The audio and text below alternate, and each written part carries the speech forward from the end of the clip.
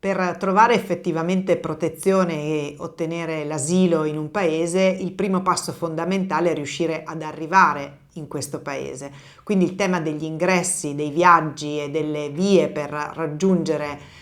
il paese di destinazione sono di centrale importanza e oggi dobbiamo dire che né in Italia né a livello di Unione Europea né tantomeno in altri paesi del cosiddetto nord del mondo è possibile entrare legalmente per motivi legati all'asilo e alla protezione. Questo è un grande paradosso perché rende di fatto inattuabile il diritto d'asilo se non in qualche modo violando delle normative, ovvero quelle relative appunto alla mobilità internazionale. Entrare in Italia oggi legalmente con un percorso di richiesta di asilo è possibile solo per una esigua minoranza di persone che riescono per esempio ad accedere ai programmi di resettlement, di reinsediamento o ai corridoi umanitari, i corridoi universitari o più recentemente i corridoi lavorativi, ma parliamo veramente di poche centinaia di persone all'anno. La grande maggioranza invece intraprende delle vie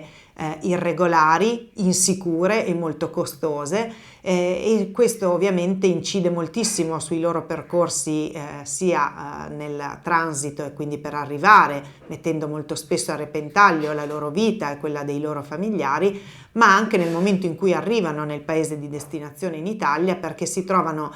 molto spesso sulle spalle un debito molto elevato legato ai costi del viaggio e non dobbiamo pensare solo all'ultimo tratto di mare o all'ultimo percorso dei Balcani, ma al fatto che ogni frontiera attraversata, ogni paese, ogni soggiorno appunto nei paesi di transito ha comportato un allungamento di questo viaggio, un incremento dei costi e anche dei rischi per la vita e per la salute fisica e psichica delle persone in viaggio. Quindi nel momento in cui la persona arriva in Italia, nella maggior parte dei casi si trova in una condizione di irregolarità, anche se ha tutto il diritto di chiedere asilo e molto spesso può anche vederselo riconosciuto in una fase successiva.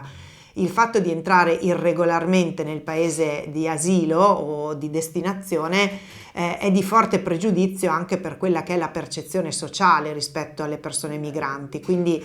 se negli anni è proliferato l'uso di parole come clandestini o di invasione o il tema dell'emergenza sbarchi, tutto questo affonda in realtà non tanto su un dato di realtà. Pensate che nel 2025 sono arrivate solo, potremmo dire, 66.000 persone via mare in Italia, quindi rispetto a una popolazione di 60 milioni un numero davvero non elevato, però certamente anche se i numeri non danno corrispondenza a questo allarme, il fatto che i viaggi siano irregolari ha aumentato l'allarme sociale e si è prestato a strumentalizzazioni politiche rispetto a una criminalizzazione dei viaggi, ma soprattutto delle persone migranti.